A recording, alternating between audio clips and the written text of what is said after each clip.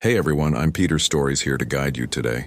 If you use this video to drift off to sleep, please tap like, hit subscribe, and drop a comment telling me where you're watching from and what time it is there. Now settle in, get cozy, and let yourself relax.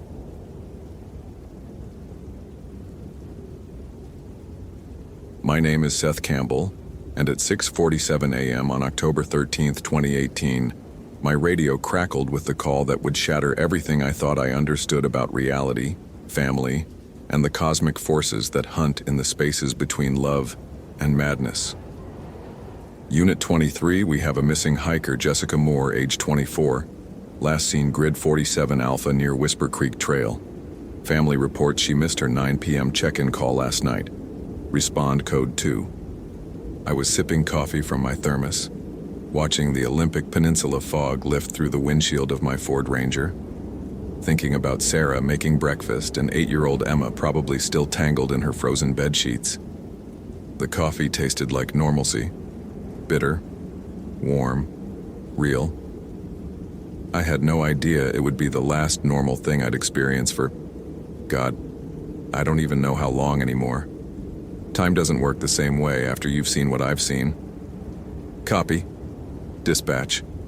Unit 23 responding. ETA 15 minutes. I grabbed my day pack.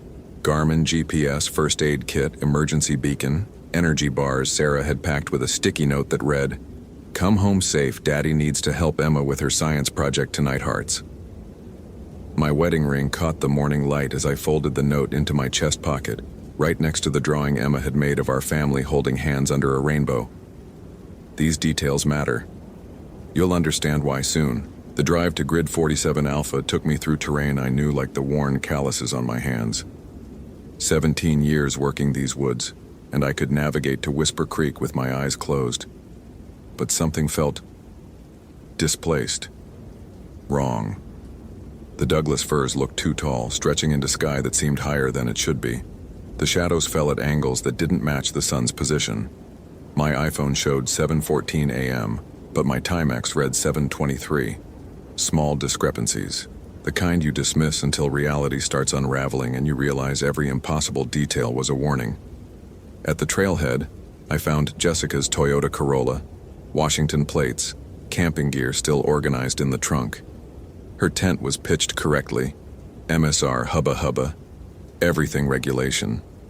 But her phone, a cracked iPhone 8 just like mine, was lying on the picnic table, screen dark, battery at 47%. Most people guard their phones like lifelines in the wilderness. Jessica had abandoned hers. I called her name. Jessica Moore, Forest Service. The echo came back wrong. Not my voice returning. Something else. Something that knew how to mimic the shape of sounds but got the soul of them twisted. The birds went silent.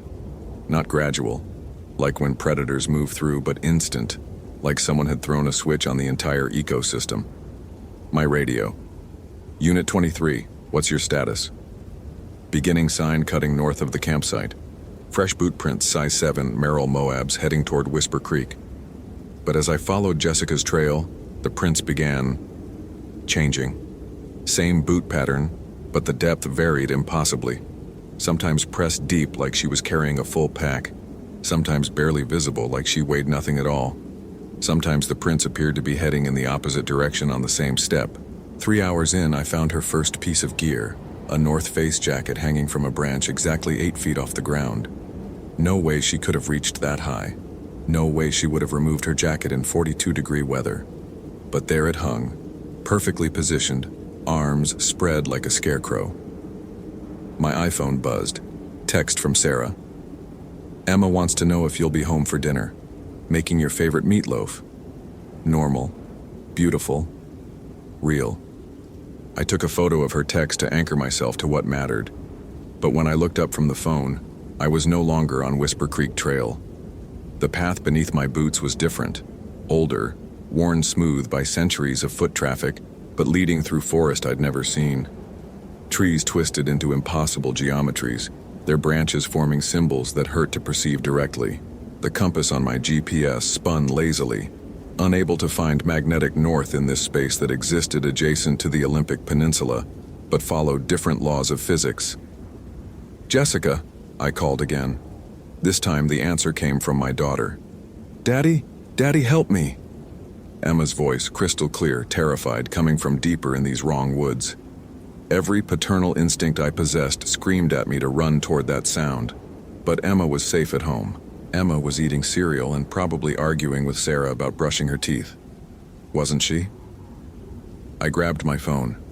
No signal. The screen flickered between normal display and something else.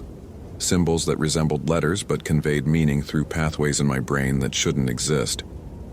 For a moment, the text from Sarah read, "Emma is here with us. She's been here so long. She's forgetting you." Then back to normal. "Emma wants to know if you'll be home for dinner." "Sarah!" I screamed into the impossible forest. "Emma! We're here, Seth." Sarah's voice, but stretched thin, like it was traveling through dimensions where sound moves differently. "We've been waiting so long. Emma's scared. She needs her daddy." I ran toward their voices, GPS bouncing against my hip, showing coordinates that placed me simultaneously in Olympic National Park and nowhere on Earth. The trees grew stranger, their bark carved with what looked like family photos, but wrong, twisted versions where loved ones embraced with too many arms, smiled with mouths that opened onto starry voids. In a clearing that shouldn't exist, I found them. Jessica Moore stood with her back to me, perfectly still. Around her, arranged in a circle, were dozens of other people. Men, women, children, all facing outward, all motionless. Their eyes were open, but behind the pupils, instead of iris and sclera, there was only deep space. Galaxies and nebulae swirling where human sight should be. And in the center of the circle, towering above them all, was something that had once been human, but had grown beyond the constraints of flesh and sanity. The family memory collector. Its form shifted constantly, sometimes appearing as a grieving father, sometimes as an entity of pure geometric impossibility that existed in more dimensions than human perception could process. When I looked at it directly, my nose began to bleed and my wedding ring grew so cold it burned my finger. Seth Campbell. It spoke with voices stolen from every family it had consumed. I heard my mother, dead 10 years. My grandfather, gone since I was 12. Emma, but older, as if speaking from a future where she'd grown up without me. "You carry such beautiful connections, such perfect love. Do you know how rare that is in this universe? If this story is giving you chills, smash that follow button for more supernatural horror. What would you do in Seth Campbell's situation? Comment below. The cosmos is cold, Seth. Infinite and empty and utterly indifferent to human warmth. But in the spaces between stars, we hunger for what you possess. The memory of a child's laugh, the weight of a wedding ring, the taste of coffee shared with someone who chose to build a life with you." Jessica turned around. Her face was my face. Then Sarah's, then Emma's, then back to Jessica's, but with cosmic void where her eyes should be. She called her mother every night, the entity continued, its form rippling like heat waves. Such devotion, such pure familial connection. I've been feeding on her memories for weeks now. In linear time, she disappeared yesterday. But in the space where love becomes food, she's been here since the universe first learned to miss something. The people in the circle, I could see now they were all the disappeared, all the missing persons reports that had crossed my desk over 17 years. But also people from before, from decades and centuries past, all the ones who'd loved too deeply and wandered too far into woods where ancient hungers waited. "Your wife thinks you're at work," it said with Emma's 8-year-old voice. "Your daughter thinks you're coming home tonight. But Seth, you've been here for days. They're starting to forget what you look like. The mind protects itself, you see. When someone's been gone too long, the heart builds walls around the absence." I checked my phone. October 13th, 6:47 a.m., the same time the call had come in. But also October 20th, 3:22 p.m. But also November 15th, 11:47 p.m. But also dates that hadn't happened yet. years stretching forward, my family aging and grieving and slowly, mercifully forgetting. Time is negotiable when you exist between the spaces of caring, the collector explained, its form now resembling a cosmic tree with roots that extended through dimensions I could feel but not see. I am old, Seth.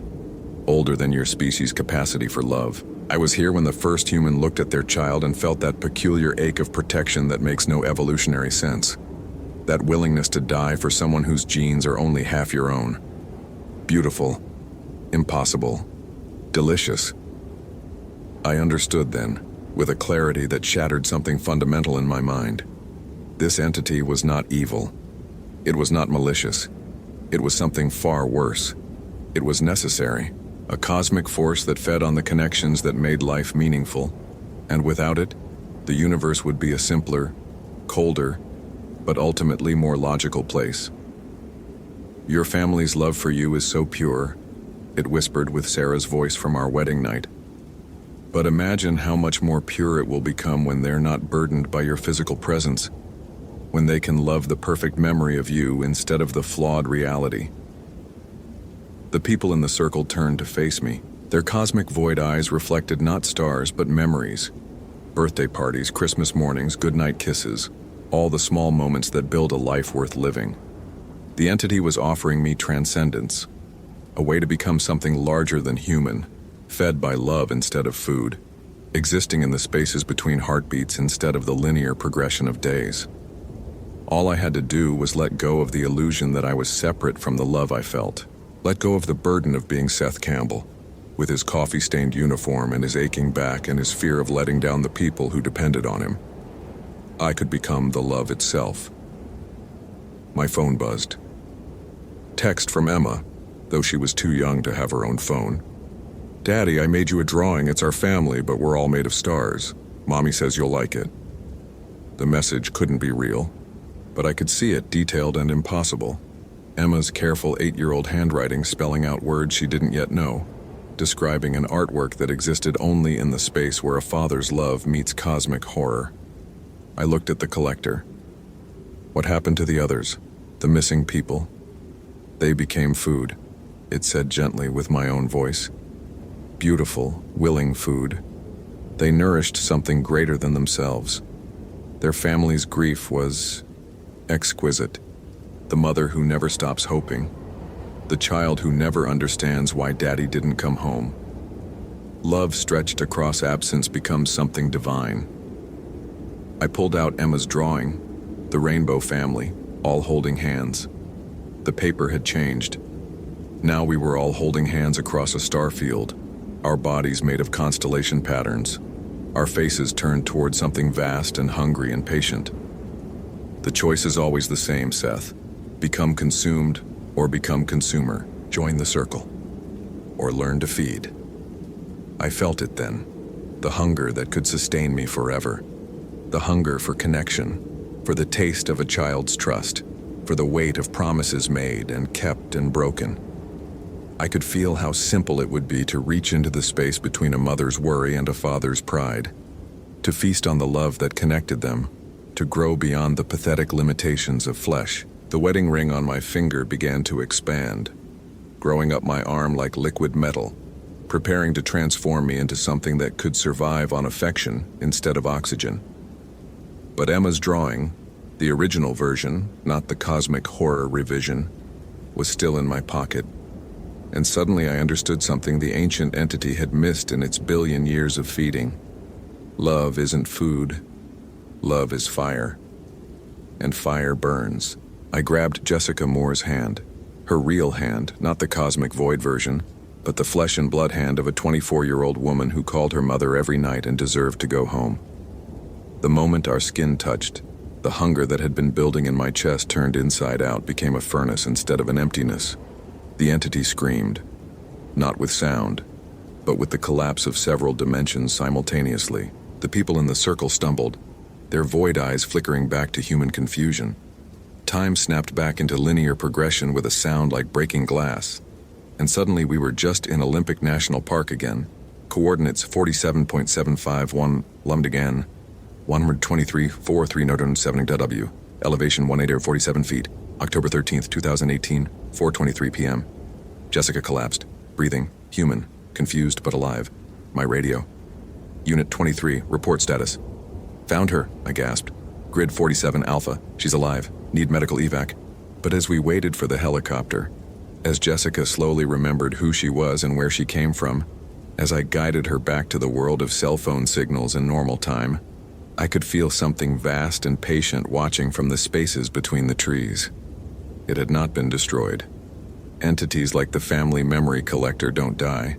They just wait, and I could still feel its hunger, like an ache in a phantom limb, reminding me that love is always just one step away from becoming food for things that exist in the dark spaces between caring. My phone showed 17 missed calls from Sarah. When I finally got signal and called her back, Emma grabbed the phone. "Daddy, I made you a drawing. It's our family, but we're all made of stars." I looked at the drawing in my pocket. Still normal, still beautiful, still the anchor that had saved us both. But in the margin, in handwriting that wasn't Emma's, someone had written, "We'll be waiting for the next time you love something too much to let go." I drove home to my family that night and held them a little tighter than usual and tried not to think about how that extra intensity of love might be exactly what the collector was hoping for. After all, the hungriest things wait in the spaces between too little love and too much, and I'm not sure which side of that line I'm on anymore. Holy hell, that was intense. Did that ending blow your mind? Like, if you want more terrifying Ranger stories, follow for daily supernatural horror and comment your theory about what really happened to Jessica Moore. I read every single one.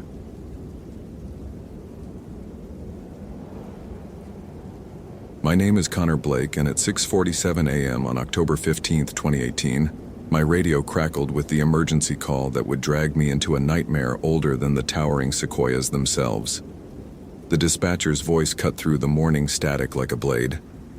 "Unit 23, we've got a missing hiker, 19-year-old female, Brianna Wilson, last seen yesterday evening at GPS coordinates 41.0563 degree N, 123.7834 degree on W, near the Ancient Grove Trail." I was already reaching for my gear bag before she finished, that familiar cold electricity running up my spine. The same sensation that had saved my life 3 times in 10 years of forest service. The same feeling that made other rangers call me Lucky Blake behind my back. But luck had nothing to do with what I could sense moving through these woods. And as I strapped on my Garmin GPS and checked my Motorola radio, that electric warning was screaming louder than it ever had before. The drive to the trailhead took 18 minutes through winding mountain roads slick with morning dew, my Ford Ranger's headlights cutting through patches of fog that clung to the Douglas firs like ghostly fingers.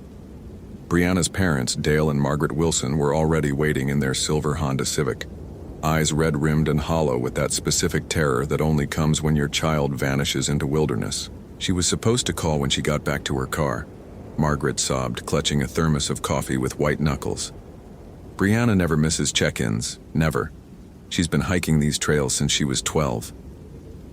Dale handed me a recent photo. A young woman with bright hazel eyes and auburn hair pulled back in a ponytail, wearing the same North Face jacket they'd found abandoned in her Subaru Outback at the parking area. The moment my fingers touched that photograph, the electric sensation spiked so violently through my nervous system that I nearly dropped it. And somewhere deep in my gut, something ancient and hungry seemed to recognize the girl's face. I began the search at GPS waypoint 41.0563 degree IN, 123.7834 degree on W, following standard grid pattern Alpha 7 with 50-meter spacing, my boots crunching through the carpet of rust-colored leaves that carpeted the Ancient Grove Trail. The forest felt wrong from the first step. Too quiet, with none of the usual bird chatter or squirrel rustling that should accompany an October morning in Thornfield National Forest. My breath misted in the unusually cold air, and every exhale carried the metallic taste of fear that I'd learned to associate with supernatural presence. The ancient grove lived up to its name, dominated by a massive coastal sequoia that local rangers called Old Thornfield, a botanical giant estimated at over 800 years old, its trunk so wide that 12 people holding hands couldn't encircle it. But as I approached the tree, following faint boot prints in the soft earth. The electrical sensation in my spine exploded into full-body agony, like being struck by lightning in slow motion, and I realized with dawning horror that the massive sequoia was somehow watching me with intelligence that predated human civilization. "Brianna!" I called out, my voice echoing strangely among the towering trunks. But the only response was a whisper that seemed to emanate from the very leaves above, a sound so faint I might have imagined it, except for the way it made my skin crawl with recognition. Following protocol, I keyed my radio. "Dispatch Unit 23, beginning intensive search of Ancient Grove sector. No visual contact with subject. Continuing sweep pattern." But when I tried to move past Old Thornfield, something invisible and immovable seemed to resist my steps, like walking through thick honey, and the whispers grew louder until I could almost make out words. The massive sequoia's bark appeared to shift and flow in my peripheral vision, and when I looked directly at it, I swore I could see the faint outline of a human face pressed against the inner wood, mouth open in a silent scream. That's when I noticed the root system, gnarled wooden tentacles as thick as my torso that emerged from the earth in impossible patterns, some of them still glistening with what looked suspiciously like fresh blood. My satellite GPS started malfunctioning as I circled the ancient tree, the coordinates jumping erratically between readings that placed me everywhere from Canada to Mexico, and my iPhone showed 0 bars despite being in an area with typically strong reception. The forest around Old Thornfield seemed to exist in its own pocket dimension, where physics bent to accommodate something far older and hungrier than natural selection. I was photographing unusual root formations with my agency-issued Canon when I heard it clearly. A young woman's voice, crying out from somewhere underground. "Help me! Please, somebody help me!" The sound was coming from directly beneath the massive sequoia, and when I pressed my ear to the earth I could hear not just Brianna Wilson's voice but others, dozens of others, all crying out in muffled agony from some subterranean prison. The ground felt warm and pulsing against my cheek, like resting against the belly of some enormous sleeping beast. And through the soil, I could feel something vast and rooted, responding to my presence with terrible awareness. Using my Pulaski trail axe, I began digging where the voices seemed loudest, my emergency training overriding the supernatural dread that made every muscle in my body scream for retreat. 3 feet down, my axe struck something that wasn't wood or stone, something that yielded with a wet organic resistance and began to bleed a thick amber sap that reeked of decay and copper. The root I'd struck writhed like a severed snake, revealing itself to be some unholy hybrid of plant and flesh, covered in bark-like skin but pulsing with human veins visible just beneath the surface. As I dug deeper, more of these flesh roots emerged, forming a network that led deeper into the earth, and through the gaps between them, I could see glimpses of pale human skin and clothing fabric, as if dozens of people had been wrapped and bound by this impossible root system. The voices grew clearer as I excavated, men, women, children, some begging for death, others reciting names of loved ones like prayers, and among them Brianna Wilson's voice calling out, "Grandma Rose, is that you? I followed your voice, Grandma, just like you said, but I can't move my arms anymore." If this story is giving you chills, smash that follow button for more supernatural horror. What would you do in Connor Blake's situation? Comment below. The truth hit me like a physical blow as I stared into that hellish root network. This wasn't just some predatory plant, but something that had been human once. Something that remembered being human and hated everything that still walked upright under the sun. My radio crackled with impossible static, and through the white noise came a voice I recognized from department files. "Unit 23. This is Unit 47. Do you copy?" But Unit 47 was Marcus Thornfield, a ranger who'd gone missing in 1983 and was presumed dead. And as his voice continued through my radio, I realized the terrible truth. I've been waiting so long for someone like you, Connor. Someone who can hear us. Someone who can feel what we feel. The roots are hungry, and you have such a strong life force. The massive sequoia began to tremble, its ancient trunk groaning like a ship in a storm, and I watched in visceral horror as the bark split open to reveal a cavity filled with human organs that were still beating, still breathing, still horribly alive after decades of absorption. "Dr. Marcus Thornfield," I whispered, the name coming to me through whatever sixth sense had kept me alive all these years, and the response was immediate. The ground erupted around me as roots thick as telephone poles burst from the earth with explosive violence. One root caught me across the chest, its bark flesh surface scraping away strips of uniform fabric and skin, leaving behind wounds that burned with supernatural infection. Another root, this one clearly showing human fingers fused into its tip, grabbed my right ankle and began dragging me toward the gaping cavity in old Thornfield's trunk. Through the radio static, Thornfield's voice laughed with the sound of breaking branches. 35 years I've been building this collection. 35 years of lonely hikers and lost campers. But you're special, Connor Blake. You can feel us suffering, which means you'll suffer so much more beautifully when you join us. I could see Brianna Wilson now, 10 feet underground, her body wrapped in flesh roots that pulsed with her heartbeat, her eyes wide and aware, but her mouth moving in silent screams as the root network slowly digested her from the inside out. The pain was beyond description as more roots erupted from the soil, wrapping around my limbs with crushing force, while their bark flesh surface began secreting digestive acids that ate through my clothing and started dissolving my skin. I could feel my life force being drawn away through thousands of tiny root tendrils that burrowed into my flesh like wooden needles, each one creating a burning pathway of agony as Dr. Thornfield's corrupted soul fed on my vitality. My vision started tunneling as blood loss and supernatural drain weakened me, but through the growing darkness I caught sight of my wallet, spilled from my back pocket, and the photo of my 8-year-old daughter Emma that I carried everywhere. She was grinning in her soccer uniform, missing her 2 front teeth, holding up the trophy from her first tournament win, and the sight of her innocent joy ignited something primal and furious in my chest. A father's love that burned hotter than any supernatural hunger. "You want to know what real power feels like, Thornfield?" I growled, grabbing my emergency flare from my belt and striking it against the root that held my wrist, watching the thing shriek and recoil as phosphorus burned through its flesh-bark hybrid skin. The ancient evil had made one critical mistake.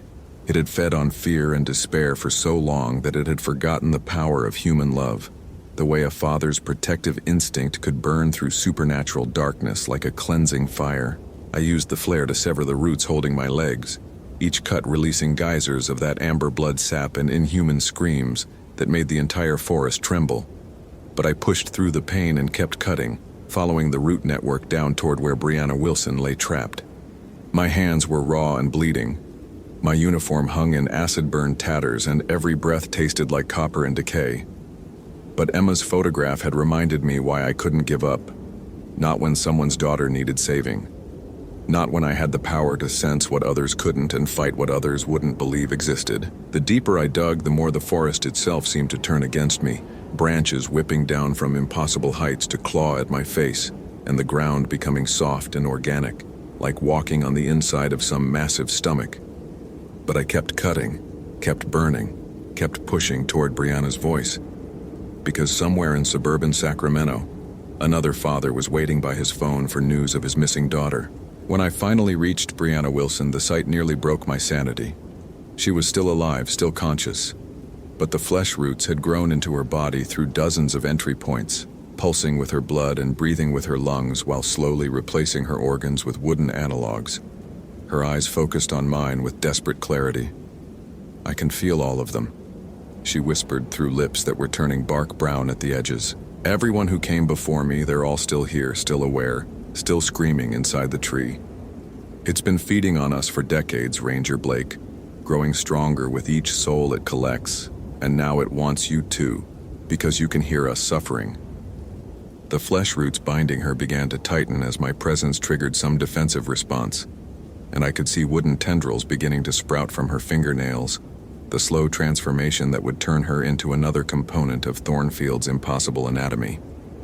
Using my Pulaski and the last of my emergency flares, I began severing the connections between Brianna and the root network, each cut causing both her and the entire forest to scream in harmonized agony, while amber sap sprayed across my face and hands like arterial blood from some vegetative nightmare. Fighting my way back to the surface while carrying Brianna's partially transformed body was like swimming upstream through hell itself, with every root and branch in the forest trying to drag us both back down into that subterranean digestion chamber. My radio was screaming with voices of the absorbed, 35 years of victims all begging for death, for release, for someone to burn old Thornfield to the ground and end their eternal suffering. Brianna was unconscious but still breathing, her pulse weak but steady, though I could see wooden growths continuing to spread beneath her skin like some impossible infection. The moment we broke the surface, the massive sequoia began to convulse with rage, its 800-year-old trunk splitting and reforming as Dr. Thornfield's corrupted consciousness tried to manifest physically in the world above ground. Bark peeled away in strips to reveal muscle tissue underneath, and branches twisted into grasping arms that reached for us with claws made of splinter and spite. "You can't save them all, Connor Blake," Thornfield's voice boomed from somewhere inside the tree's core. "And you can't destroy me. I am rooted too deeply in this forest, connected to every plant and tree for miles. I am eternal, and I am hungry, and I will feed on your daughter next." The threat to Emma ignited something beyond rage in my chest, a protective fury that seemed to awaken every supernatural instinct I'd ever possessed, turning my sixth sense from passive warning system into active weapon. I could suddenly feel the entire network of Thornfield's influence spreading through the forest like a cancer, could sense the precise location of every absorbed victim still trapped in the underground root matrix, could hear their collective agony calling out for justice. Using my emergency radio, I called for immediate evacuation of the entire Ancient Grove sector.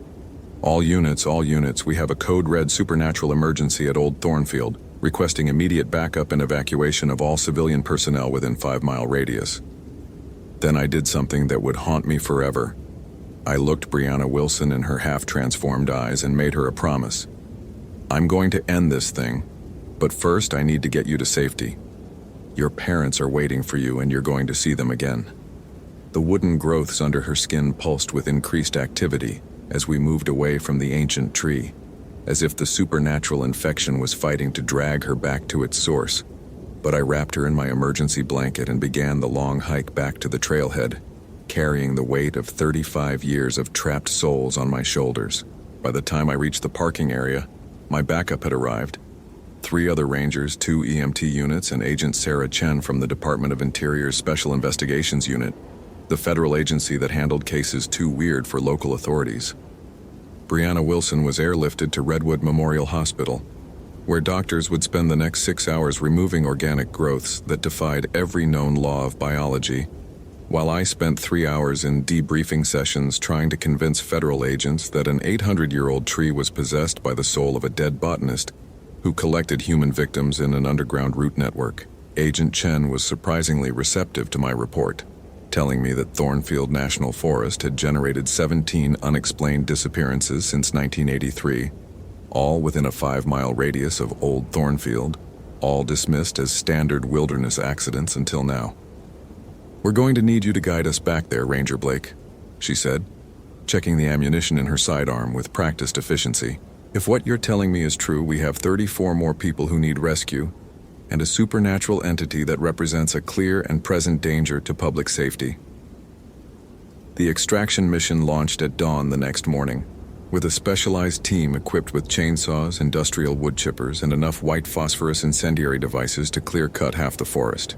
I led them back to Old Thornfield using GPS coordinates that my equipment finally registered correctly, though the massive sequoia looked different in daylight. Older, more twisted, with bark that showed clear signs of recent violence where I'd burned through its root system. Agent Chen's team worked with military efficiency, cutting and burning the flesh root network while I used my supernatural senses to guide them toward trapped victims. We pulled out 17 people in the first hour, all of them still alive but showing various degrees of wooden transformation, their bodies slowly returning to normal human physiology, once severed from Thornfield's influence. The screaming never stopped, not from the rescued victims, not from the tree itself, not from the dozens of voices still trapped deeper underground where our equipment couldn't reach. By noon, we'd rescued 28 people spanning 4 decades of disappearances. But the ancient sequoia's supernatural resistance was growing stronger with each extraction. its roots lashing out with increasing violence until Agent Chen made the call I'd been dreading. "We have to burn it all," she told her team, gesturing toward the massive sequoia that had become ground zero for the most extensive supernatural investigation in federal history. "Whatever, Doctor," Thornfield turned himself into. "It's too dangerous to leave intact. The remaining victims—" She trailed off, but we both understood.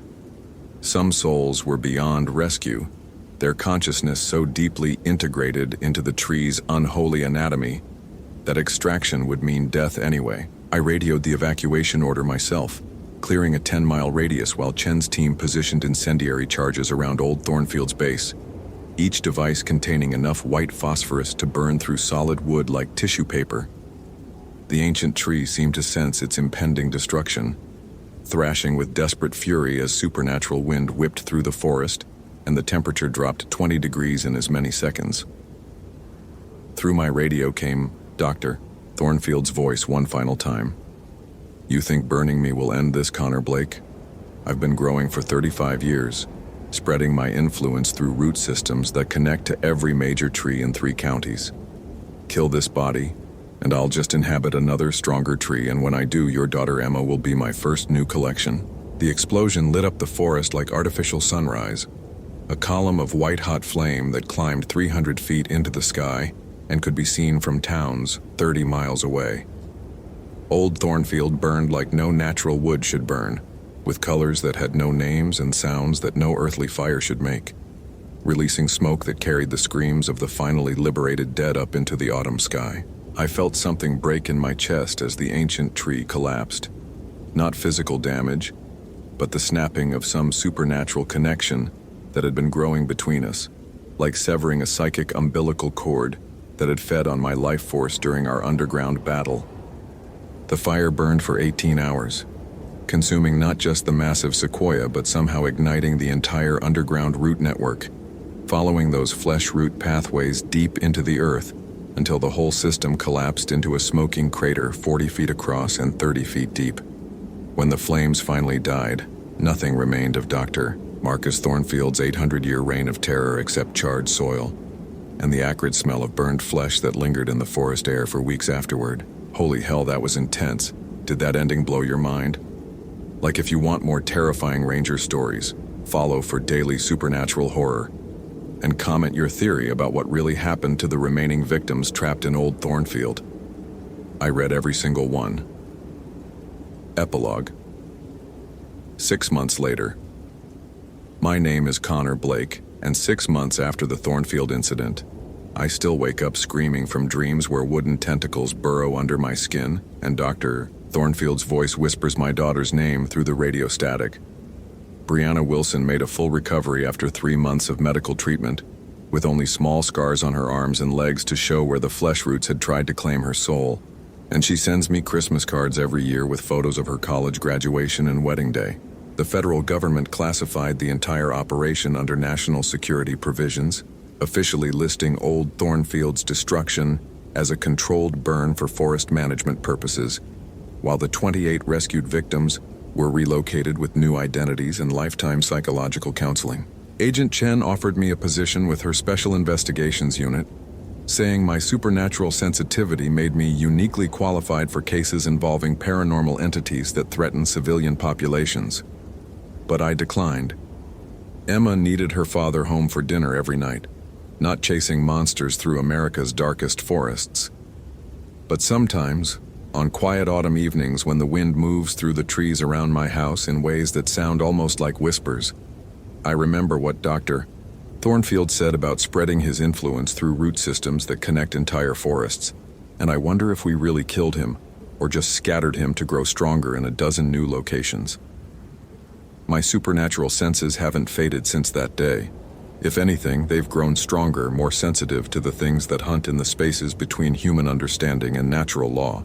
Last week, I received a call from Agent Chen about disappearances near a 1,000-year-old oak tree in Georgia, and the way she described the crime scene made that familiar electricity run up my spine, made me taste copper and decay on the autumn air.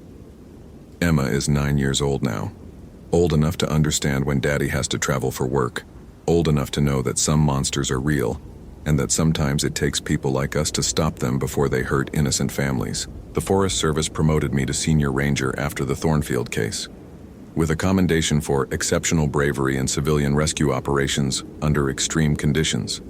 But they have no idea what extreme really means until you've fought something that used to be human and chose to become something infinitely worse. I keep Dr. Thornfield's federal case file locked in my desk at home, along with Agent Chen's business card and a piece of charred wood from old Thornfield's remains that still occasionally whispers in languages older than human civilization. Some nights when I'm tucking Emma into bed and she asks me about the monsters in the forest, I tell her the truth. They're real, they're hungry, and they're always looking for people who walk alone in places where the trees grow too thick and the shadows last too long. But I also tell her that there are people like her daddy who can sense those monsters before they strike. People who choose to fight the darkness instead of running from it. People who understand that love is stronger than hunger, and family is worth dying to protect. And sometimes, just sometimes, that's enough to keep the whispers quiet until morning comes again.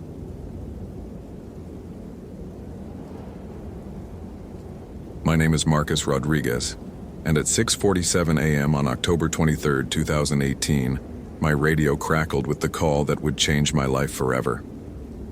Unit 47, we have a code yellow missing person, female, 22 years old, last seen yesterday evening at Devil's Backbone Trail, coordinates 36.1, 1627 Degan, 115-4739 W. Family just reported it in. How copy? I nearly choked on my morning coffee, the bitter taste turning metallic in my mouth. My hand, steady from 15 years of ranger work, trembled slightly as I keyed the radio. The familiar weight of my Motorola XPR 7550 felt heavier somehow.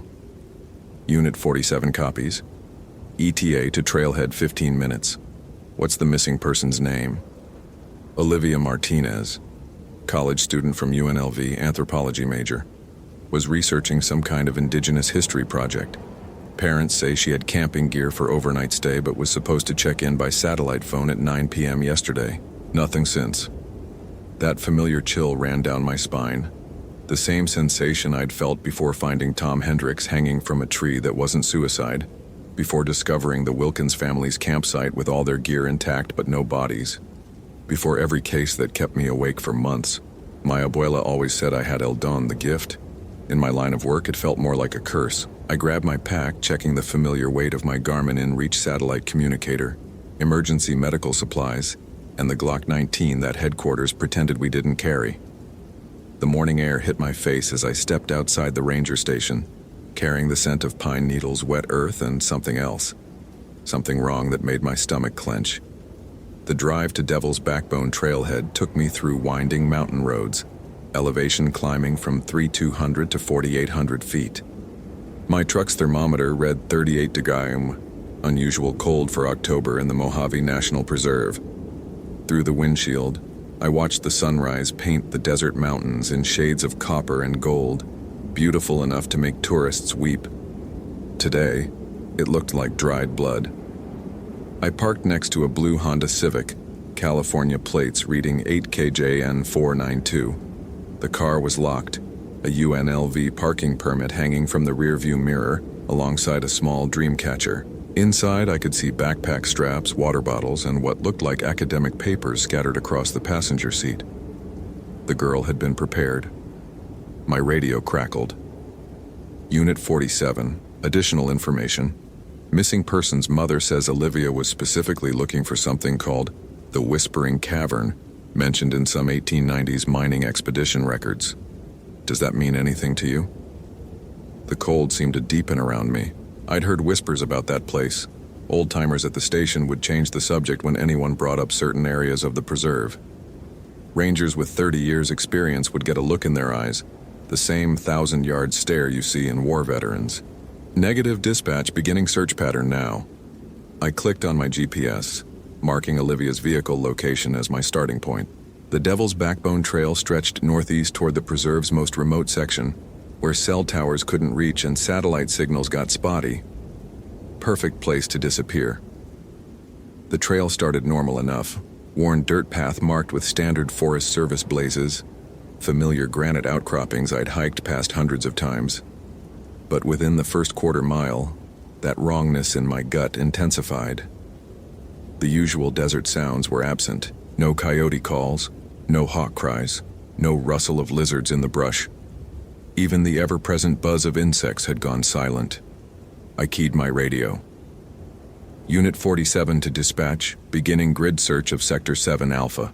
We'll check in every 30 minutes. Copy that, Marcus. Weather service shows storms rolling in by 1400 hours, so watch your 6. The first sign something was wrong came at mile marker 2.3. Olivia's boot prints were clear in the sandy soil. Size 7 Merrill hiking boots with distinctive lug patterns I'd learned to read like a book. But alongside her prints, I found something else that made my blood run cold. Bare footprints. Human, but wrong somehow. The toes were too long, the arch too high, and they seemed to shimmer in the morning light, as if they weren't quite real. Worse, they appeared to be following Olivia's trail, matching her pace step for step. I pulled out my camera, documenting everything.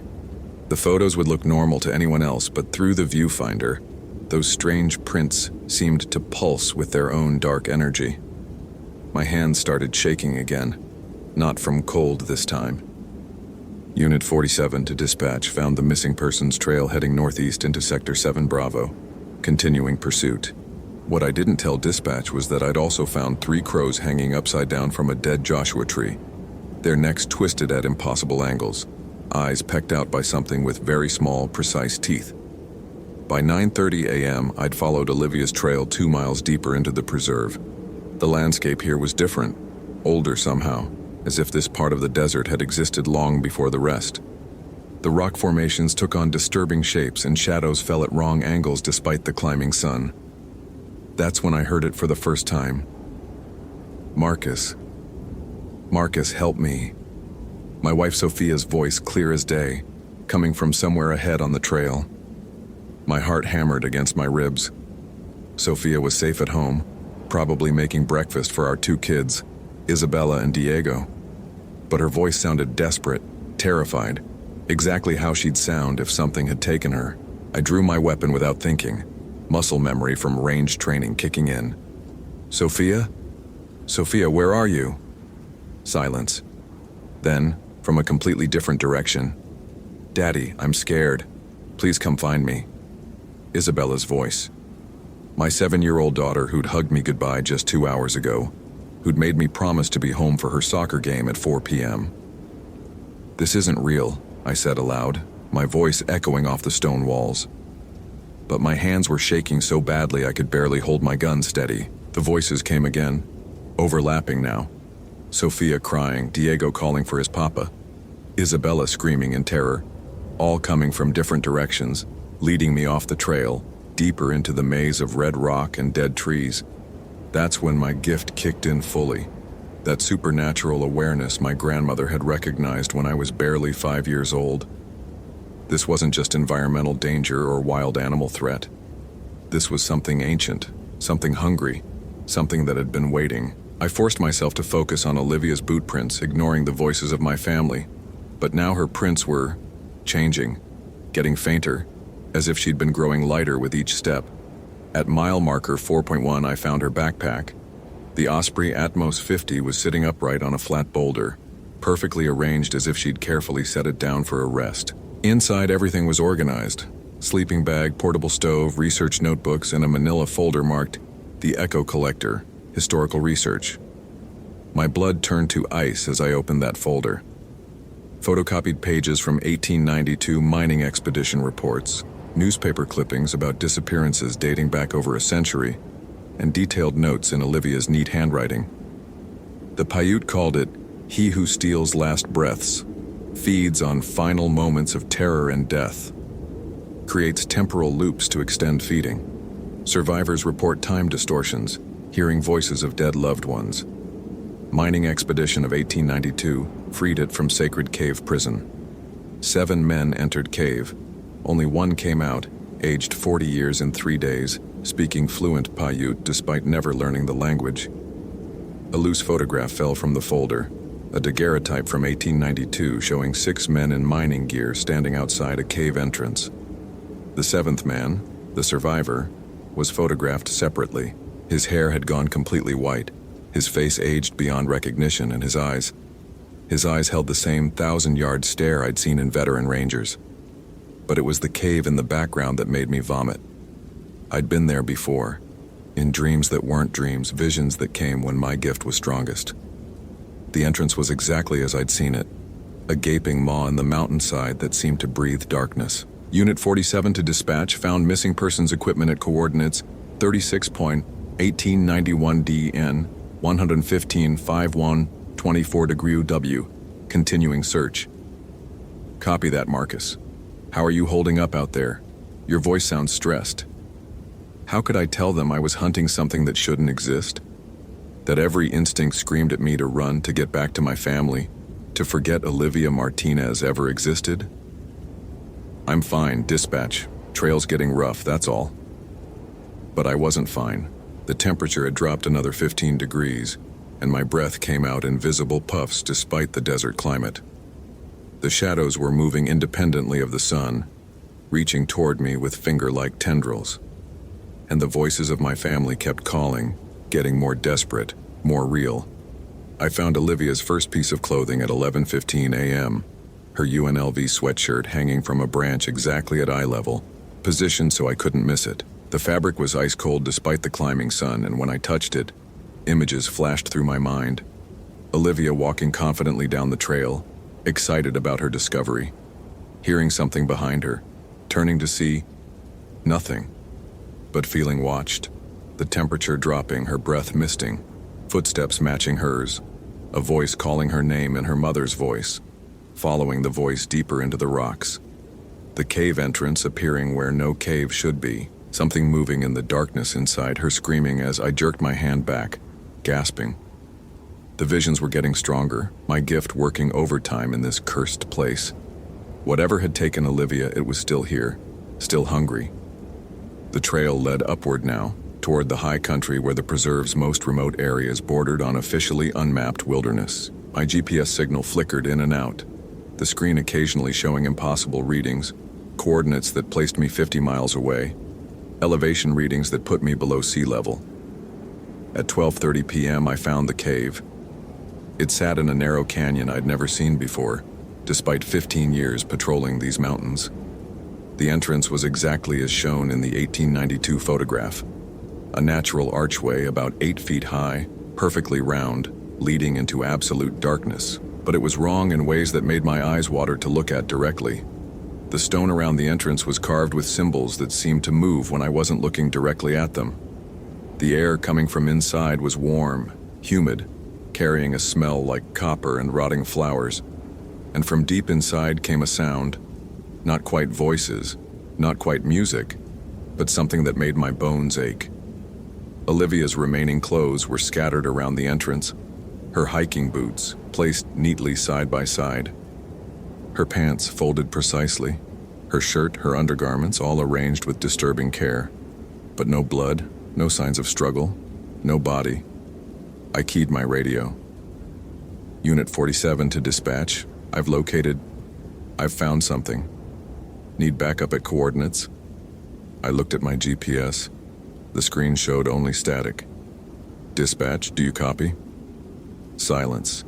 The radio wasn't broken. I could see the power indicator, the signal strength bars, but no sound came out except a faint whisper that sounded almost like voices speaking backwards.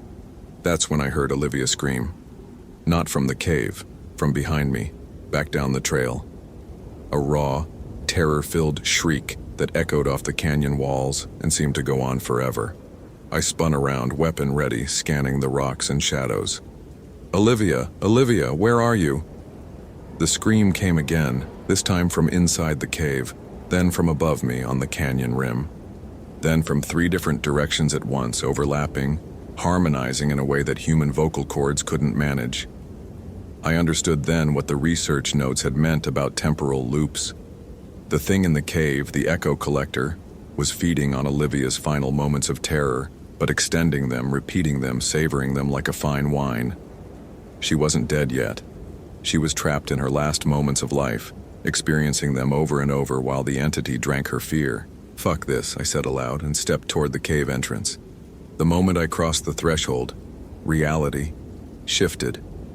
I was back at the ranger station pouring my morning coffee. The radio crackled. Unit 47, we have a code yellow missing person. But now I could see through the illusion. The coffee was made from grave dirt. The morning light was coming from the wrong direction. My reflection in the station window showed Olivia Martinez's face instead of mine. I was experiencing her memories, seeing through her eyes as she'd first heard about the disappearance. But that was impossible. She was the victim, not another ranger receiving the call. The scene shifted. Now I was Olivia, walking confidently down the Devil's Backbone Trail, excited about my research discovery. Behind me, I could hear footsteps matching my pace exactly. I turned, saw nothing, but felt a presence watching from the shadows between the rocks. Hello? My voice was Olivia's voice now. Is someone there? I'm a student from UNLV. I'm just doing research. The echo collector spoke for the first time, and its voice was every person who'd ever loved me, speaking in perfect unison. We've been waiting for you, Olivia. We have so much to show you. I tried to run, but my legs moved in slow motion. The cave entrance appeared ahead, growing larger as I approached, the darkness inside pulsing like a heartbeat. From within came the sound of singing, dozens of voices harmonizing in languages that predated human civilization. I was at the entrance now, still wearing Olivia's memories like ill-fitting clothes. The singing grew louder, more beautiful, more hypnotic. I could see them now, the other victims, dozens of them stretching back over a century. The miners from 1892, hikers from the 1950s, campers from the 1980s. Recent disappearances I'd investigated and officially marked as animal attacks or falls. They weren't dead. They were suspended in their final moments, living their deaths over and over in an endless loop, while the echo collector fed. Their faces showed every emotion at once: terror, joy, despair, ecstasy, as the entity drained away everything that made them human. Beautiful, isn't it? The voice came from everywhere and nowhere. I collect only the finest moments, the peak experiences when a human soul touches the infinite. Fear, love, wonder, despair, all equally delicious. I tried to speak with my own voice to break free of Olivia's memory, but only her words came out. What are you? What do you want? I am hunger given form. I am the space between heartbeats. I am the pause between thought and speech, between question and answer, between life and death. And I want to taste your ending, sweet child. The cave walls were covered in symbols now, moving and shifting, telling stories in visual languages that bypassed the rational mind and spoke directly to the primitive brainstem. I could read them somehow, understanding their terrible message. This entity was old when the first humans learned fire. It had fed on the death moments of dinosaurs, of trilobites, of creatures that existed before Earth had a name. The Paiute hadn't imprisoned it. They'd made a deal with it, feeding it volunteers in exchange for sparing their tribe. But the miners had broken that ancient compact, freeing it to feed without restriction. Your turn now, the voice whispered. And suddenly I was myself again. Marcus Rodriguez, not Olivia Martinez. But I was trapped in the cave, surrounded by the suspended forms of decades of victims, all experiencing their deaths in slow motion. I could see Olivia now, hanging in midair about 20 feet away, her mouth open in an eternal scream, her eyes wide with terror that would never end. Around her, the other victims floated like grotesque ornaments, each one caught at the moment of their greatest fear. The echo collector materialized then, not as a solid form but as a distortion in space, a place where light bent wrong and shadows had substance. It was beautiful in the way that natural disasters are beautiful, terrible in the way that infinity is terrible. You have the gift, it observed, its voice now a chorus of every person I'd ever loved. You can see beyond the veil. Your final moments will be exquisite. I felt the paralysis taking hold, the same force that held the other victims suspended. My feet left the ground, my body beginning to float toward the collection. But something was different this time. My gift, the supernatural awareness that had plagued me since childhood, was stronger here, fed by the entity's own power. I could see the threads connecting each victim to the echo collector, psychic umbilical cords that fed it their dying moments. But I could also see something else, a weakness, a gap in its defenses. Every time it fed, it had to experience the victim's death alongside them. It felt their fear, their pain, their final moments of human connection, and in doing so, it had absorbed something it hadn't expected. Love. Every victim in its collection had died thinking of someone they loved. Parents, children, spouses, friends. The echo collector had consumed not just their fear, but their love, their compassion, their humanity. And it was killing the entity slowly, like a poison. "You're dying," I gasped out, fighting against the paralysis. All that human emotion, it's toxic to you. The distortion that was the echo collector flickered, and for a moment I saw it clearly, not as a predator but as a victim, trapped by its own nature, unable to stop feeding even though each meal was slowly destroying it. "Silence." The voice cracked, harmonies splitting into discord. "I am eternal. I am—" "You're alone," I interrupted, and suddenly I understood everything. You've been alone for millions of years, and every time you feed, you get a taste of what it's like to be connected to someone else. But you can never have it, can you? You can only steal fragments of it. The cave shuddered. Several of the suspended victims flickered, their death loops stuttering like glitched video. I thought of Sophia, of Isabella and Diego, of the promise I'd made to be home for soccer practice. I thought of Olivia Martinez, brilliant and curious, who died trying to understand the world. I thought of every missing person case I'd worked, every family I'd comforted, every time I'd felt helpless in the face of inexplicable loss. And then I did something the echo collector had never experienced in millions of years of feeding. I forgave it. "You're just hungry," I whispered. "You're just trying to survive the only way you know how. But this isn't living. This is just existing." The entity screamed, a sound like reality tearing like the birth cry of stars. The cave walls cracked, ancient symbols blazing with light before crumbling to dust. One by one, the suspended victims began to dissolve, their death loops finally ending as their trapped consciousness found release. Olivia was the last to go. As her form faded, she looked at me with clear eyes and mouthed, "Thank you," before disappearing into whatever comes after. The echo collector made one last attempt to maintain its grip on me, but I was falling now, tumbling through space and time, through layers of reality until I slammed into the dirt outside the cave, gasping and shaking.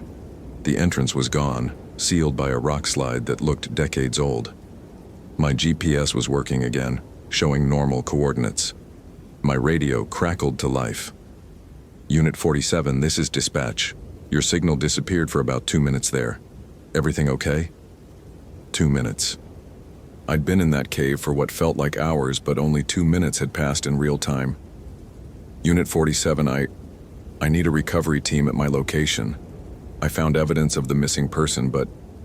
I looked at the sealed cave, at the scattered clothes that were already fading like mirages in the desert heat. "She's gone. They're all gone." The official report would list Olivia Martinez as a hiking accident, presumed dead, body never recovered. Her parents would mourn. Her professors would remember a brilliant student taken too young. The case would be filed away with dozens of others just like it. But I knew the truth. And sometimes, late at night when the wind is right, I can hear them, all the victims the echo collector consumed over the centuries, finally at peace, finally free to move on to whatever comes next. I kept my promise to Isabella, made it home in time for soccer practice, hugged my kids a little tighter, held Sophia a little longer, because I'd learned something in that cave, something the echo collector had taught me without meaning to. The only thing that matters in the end is the love we share and the connections we make. Everything else is just echoes. But sometimes on quiet nights in the preserve, when I'm alone on patrol and the desert is too silent, I can still feel it out there. Hungry, searching, learning new ways to survive in a world that's forgotten how to believe in monsters. My name is Marcus Rodriguez, and I carry the gift of seeing beyond the veil. And I know that somewhere in the darkness between heartbeats, between thoughts, between one moment and the next, the echo collector is still listening, still collecting, still waiting for the next person curious enough to go looking for things that should stay lost. If this story is giving you chills, smash that follow button for more supernatural horror. What would you do in Marcus Rodriguez's situation? Comment below. Holy hell, that was intense. Did that ending blow your mind? Like if you want more terrifying Ranger stories. Follow for daily supernatural horror. And comment your theory about what really happened to Olivia Martinez. I read every single one.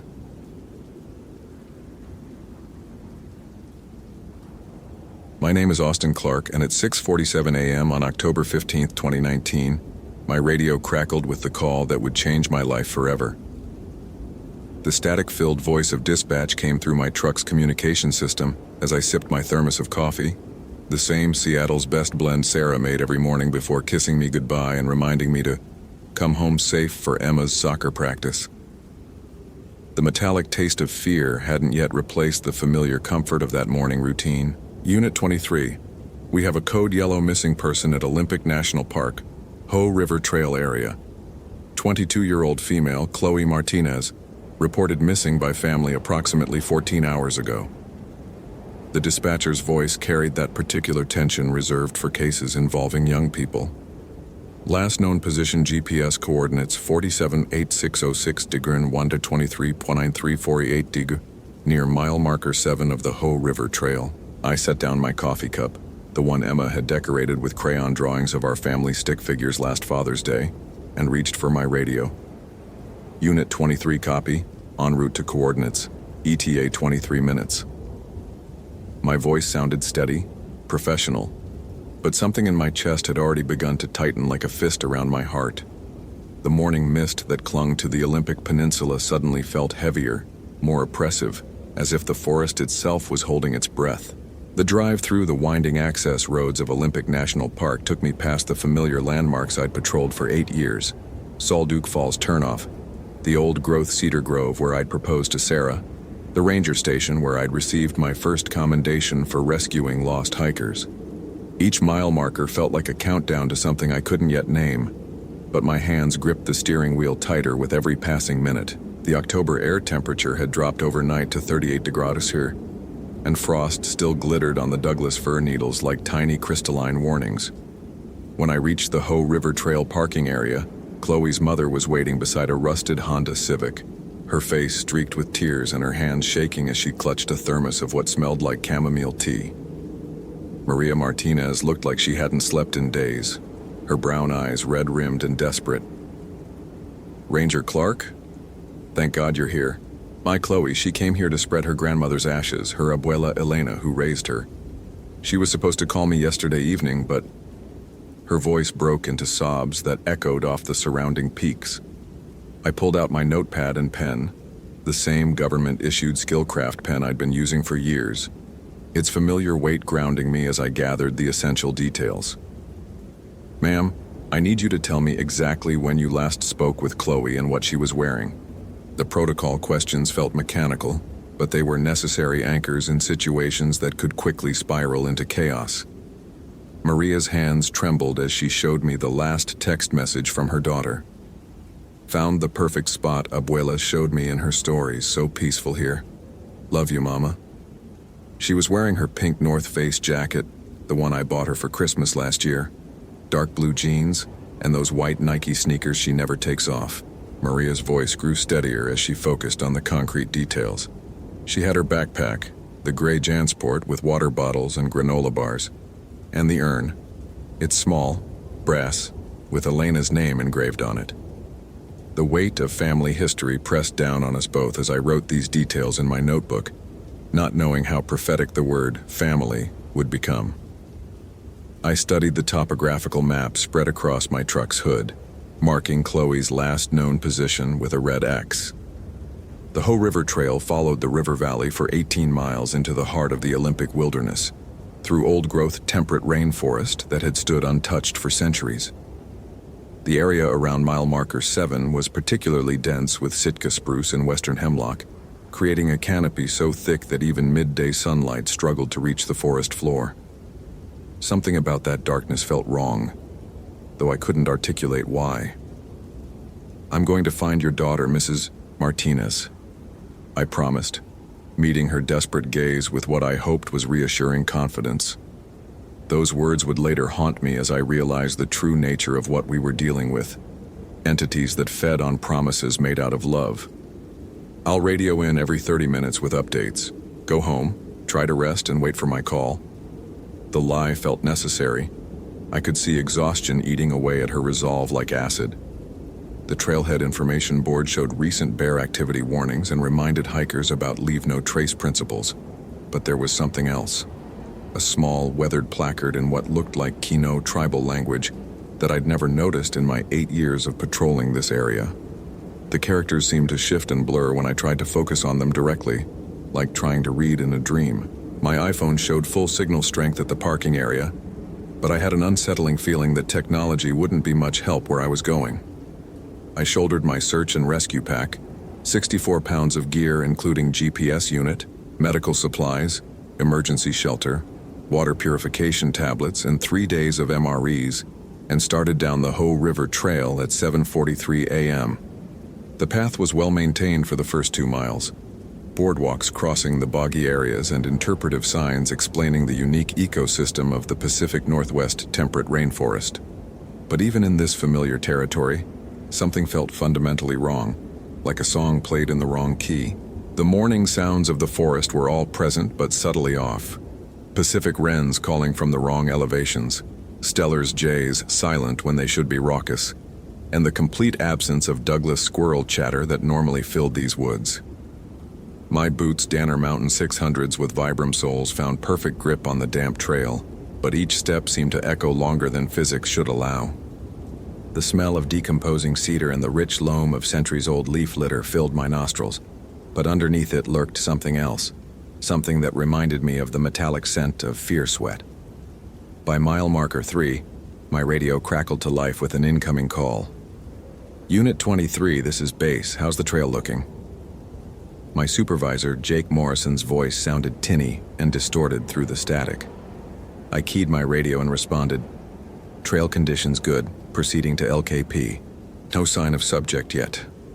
The words felt hollow as they left my mouth, inadequate to describe the growing sense of wrongness that seemed to emanate from deeper in the forest.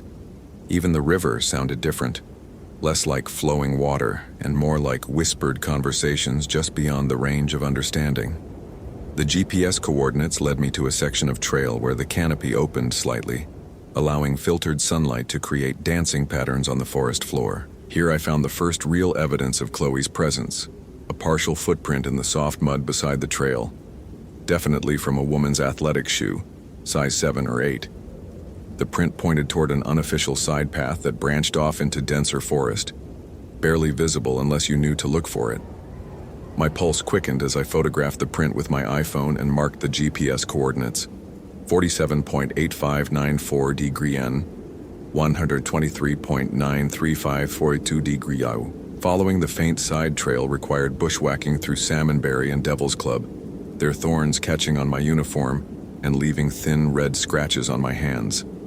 The unofficial path seemed to follow an old creek bed, now mostly dry except for occasional pools of stagnant water that reflected the filtered sky like black mirrors. My hiking poles, black diamond carbon fiber that Sarah had given me for our anniversary, found purchase on the moss-covered logs and rocks, but the terrain grew increasingly unstable with each step. After 30 minutes of careful progress, I found something that made my blood freeze in my veins. Hanging from a low-hanging hemlock branch about 7 feet off the ground was a small brass urn, the exact description Mrs. Martinez had given me of her mother's remains. But it was impossible. Chloe couldn't have hung it there without a ladder, and there were no signs of her climbing the tree. The urn spun slowly in the still air, catching what little sunlight filtered through the canopy and throwing strange shadows that seemed to move independently of its rotation. I documented the scene with photographs, measuring the height and recording GPS coordinates before carefully retrieving the urn. The brass was warm to the touch despite the cool morning air, and when I held it close, I could swear I heard something like whispered prayers in Spanish, words that sounded like mija and familia and ayuda. The weight felt wrong too, both too light and too heavy at the same time, as if the contents existed in some state between matter and memory. Unit 23 to base. I've located evidence of the subject at coordinates 47.8588 degree line, 123.9360 degree line. I keyed my radio, but the response was filled with static and distortion that made Jake's voice sound like it was coming from underwater. Jake, did you copy? I found the urn, but something's not right here. The static intensified, and through it, I swear I could hear what sounded like my wife Sarah's voice saying my name. Austin? Austin? Where are you? My heart stopped. Sarah was at home, 47 miles away, getting Emma ready for school. There was no way her voice could be coming through my radio, but the sound was unmistakably hers. The particular way she pronounced my name when she was worried, the slight upturn at the end like a question. Sarah? I whispered into the radio, feeling foolish but unable to stop myself. The static cleared completely, leaving only the organic sounds of the forest and the thundering of my pulse in my ears. I continued following the faint trail deeper into the forest, the urn secured in my pack but seeming to pulse with its own weight against my back. The trees grew larger and more ancient the further I went, some of the Sitka spruces reaching diameters of 8 feet or more. Giants that had been standing when Columbus reached America, but there was something wrong with their arrangement. They formed patterns that hurt to look at directly, geometric impossibilities that seemed to bend space around them. If this story is giving you chills, smash that follow button for more supernatural horror. What would you do in Austin's situation? Comment below. The trail ended abruptly at a clearing I'd never seen in 8 years of patrolling this area. Despite having hiked every official trail in the park multiple times, the space was perfectly circular, approximately 50 feet in diameter, with the forest forming walls so dense and high they blocked out most of the sky. In the center stood a ring of 7 cedar stumps, each one carved with symbols that seemed to shift and writhe when viewed peripherally. The ground inside the ring was bare earth, packed hard and showing signs of recent disturbance. Scattered around the edge of the clearing were personal items that clearly belonged to Chloe. Her pink North Face jacket hanging from a branch, her gray Jansport backpack opened and emptied, a single white Nike sneaker lying on its side. But the arrangement was too deliberate, too staged, like a crime scene constructed by something that understood human investigators would come looking. The items formed their own pattern around the clearing, and when I traced the arrangement with my eyes, it led inevitably back to the center ring of stumps. I approached Chloe's backpack first, pulling on latex gloves before examining its contents. Water bottles full, granola bars untouched. Her iPhone still showing 73% battery, but displaying no signal bars, despite my GPS showing this location as having adequate cell coverage. The phone's call log showed the last outgoing call to Mama at 4:17 p.m. the previous day, but there were 17 missed calls from a number I didn't recognize, all made between 6 and 7:00 a.m. this morning, exactly when I was receiving the initial dispatch call. The missed calls were all from the same number, 360-555 help.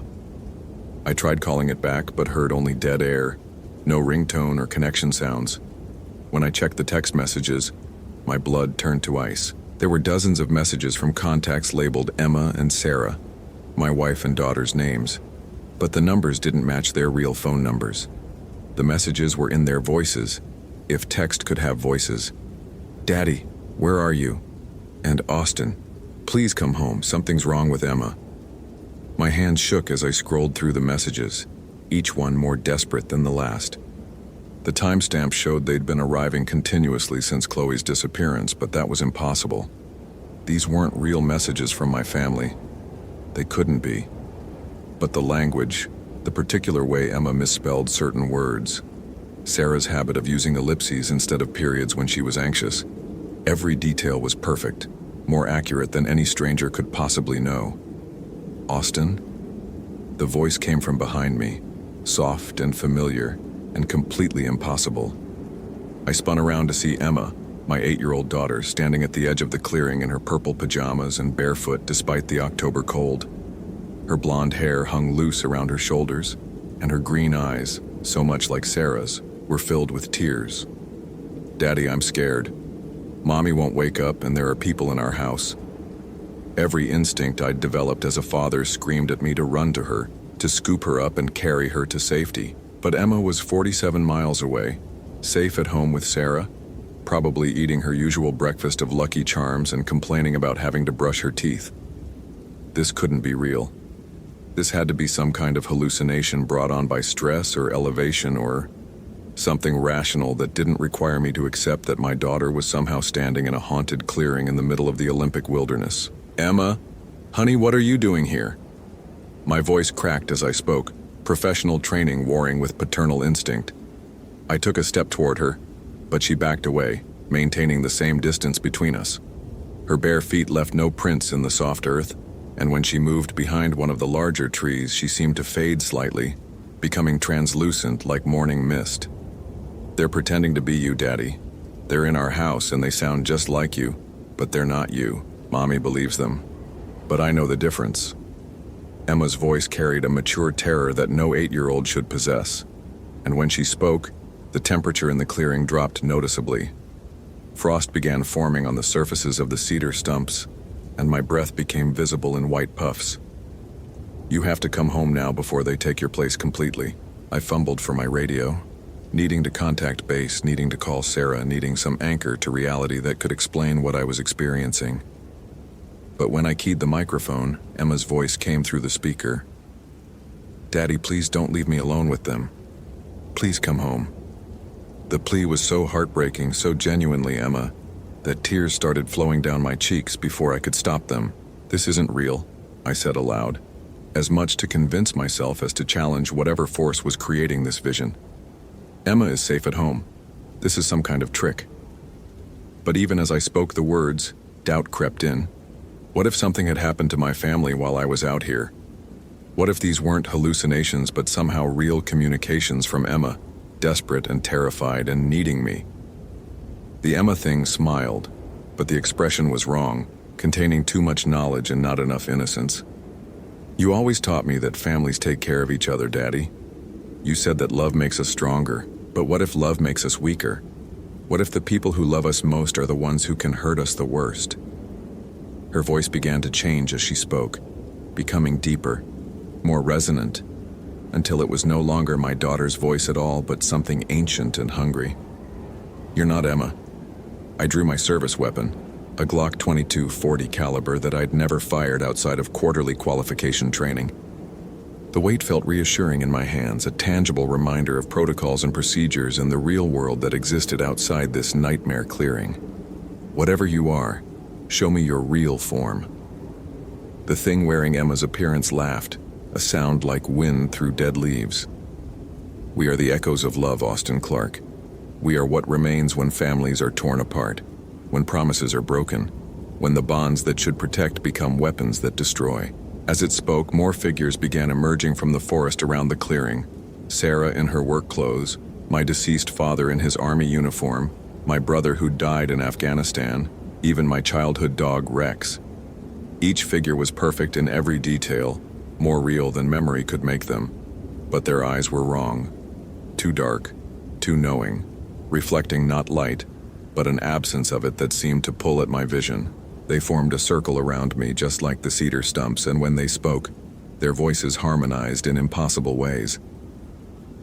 "We have been feeding on the love in this forest for centuries, Austin. Every family that comes here, every bond of affection, every promise made out of devotion, we consume it all and grow stronger." "The native tribes knew about us," the Sarah thing said, stepping closer with movements too fluid to be human.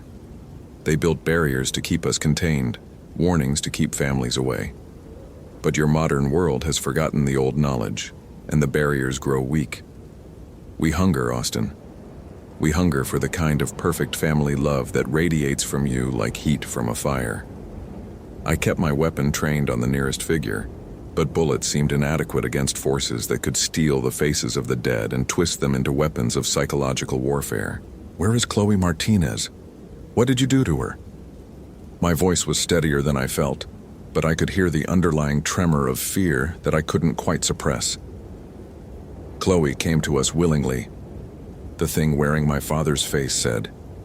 She heard her grandmother's voice calling from deep in the forest, promising to show her the secret place where the family spirits gather. She followed that voice for hours, deeper and deeper, until she reached the heart of our domain. She feeds us now, Austin.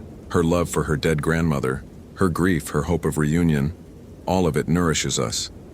The figures began to move closer, tightening the circle, and I realized that my weapon would be useless here. This wasn't a situation that could be resolved with force or protocol, or any of the training that had prepared me for normal Ranger emergencies.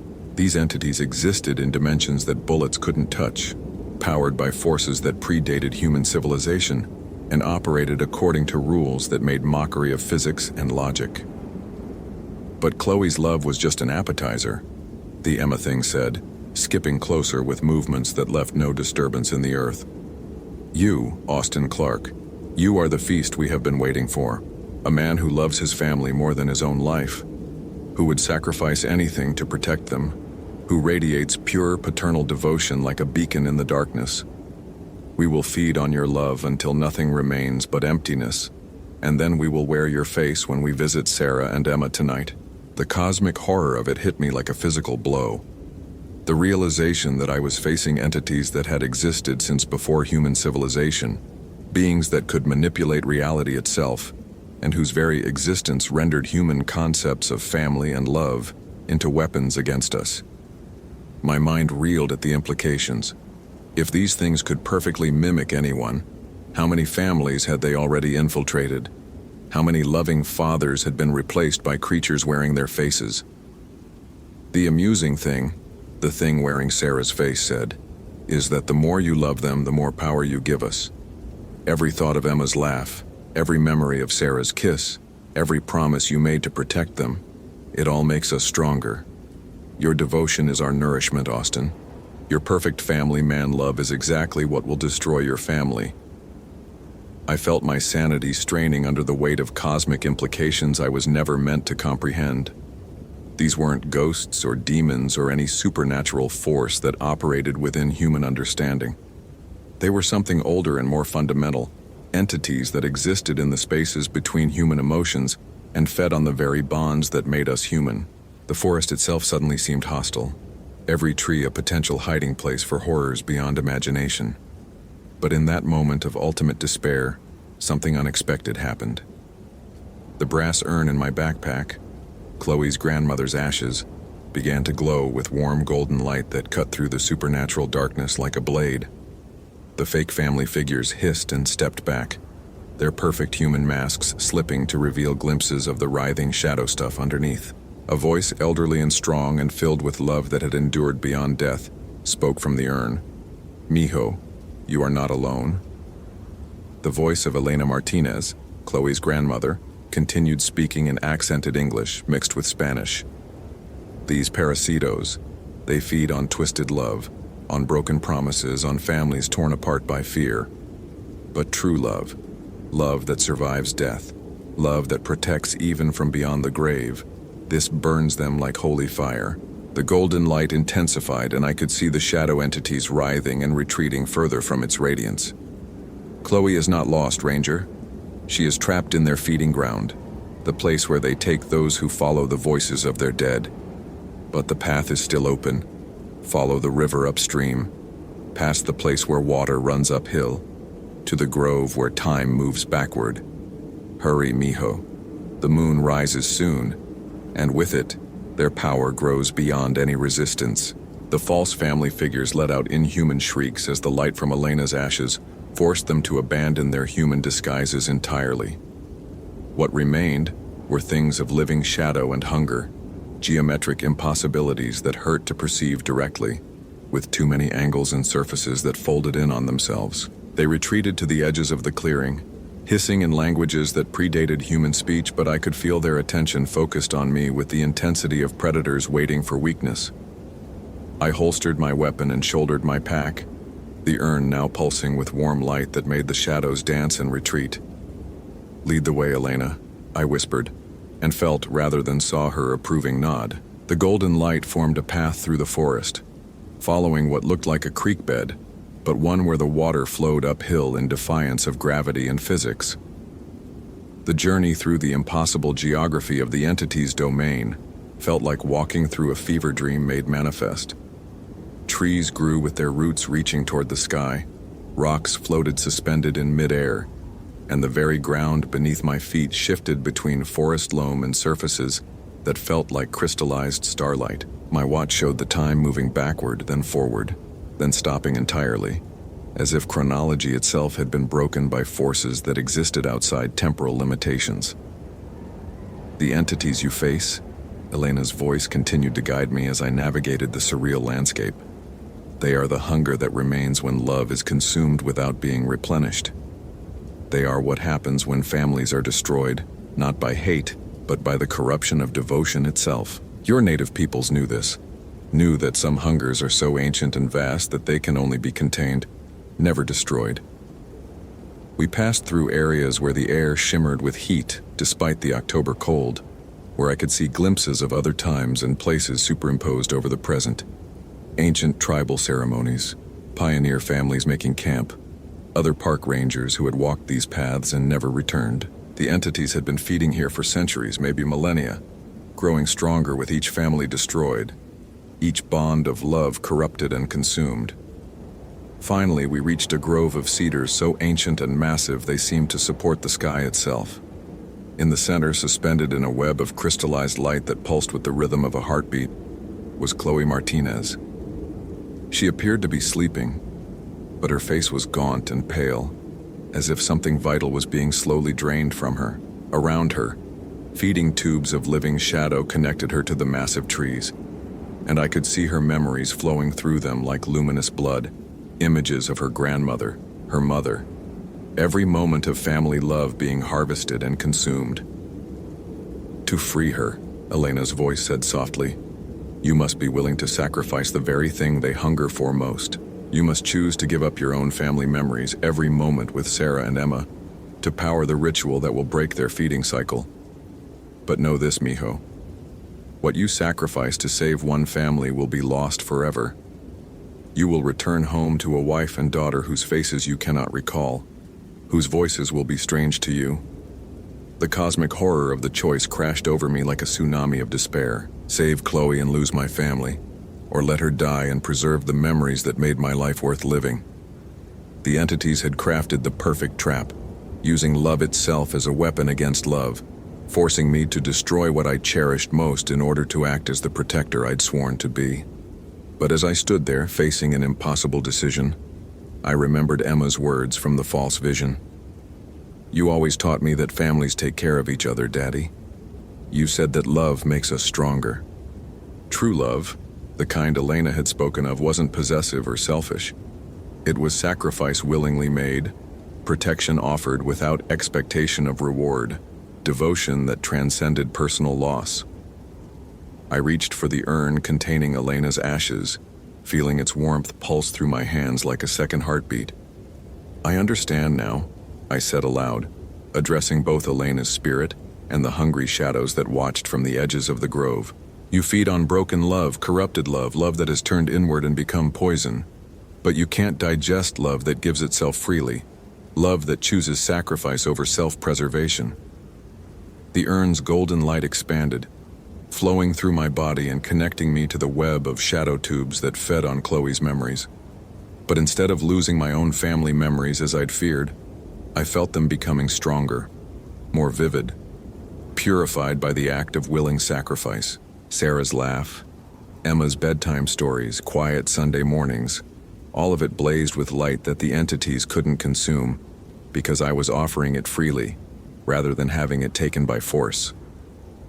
True love multiplies when shared, Elena's voice said with deep satisfaction as the shadow-feeding system began to crack and dissolve under the assault of freely given devotion. These parasites can only consume what is hoarded, what is kept for ourselves alone. But love that is offered without reservation, love that chooses others over self, this burns them like the fires of creation itself. The crystallized web holding Chloe began to dissolve, and she fell gently into my arms, her breathing shallow but steady. The ancient cedars groaned and swayed as the entity's feeding network collapsed, their root systems no longer sustained by stolen family bonds. Around us, the impossible geography began to shift back toward normal forest, gravity reasserting itself, time flowing forward once again. But the shadow entities weren't finished. As their feeding ground dissolved, they coalesced into a single massive form, something that combined every stolen face, every corrupted family bond, every moment of love that had been twisted into hunger. It towered above the cedars, a writhing mass of shadows and stolen identities that spoke with the voices of 1,000 broken families. You cannot destroy us, Austin Clark. We are eternal hunger. We are the emptiness that comes when love fails. As long as families break apart, as long as promises are forgotten, as long as people choose fear over devotion, we will endure. Maybe you will, I replied, hefting Chloe's unconscious form and feeling Elena's warm presence still guiding me. But tonight, you don't get to feed. Tonight, love wins. I turned my back on the entity and began walking toward what I hoped was the way out, following the golden path that Elena's ashes continued to provide. The journey back to normal reality felt like swimming upstream through cosmic syrup, each step requiring tremendous effort as we moved from their domain back to the merely supernatural, then finally, to the simply natural world of Olympic National Park.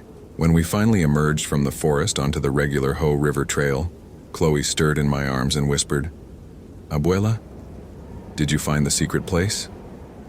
"Yeah, mija," I replied, using Elena's word without thinking. "We found it, and we're going home now." By the time search and rescue met us at the trailhead parking area, Chloe was fully conscious but confused, remembering only that she'd followed her grandmother's voice deeper into the forest than she'd intended. The medical team pronounced her dehydrated but otherwise unharmed, and Maria Martinez wept with relief as she held her daughter close. I filed my official report as a straightforward search and rescue operation. Lost hiker, difficult terrain, successful recovery.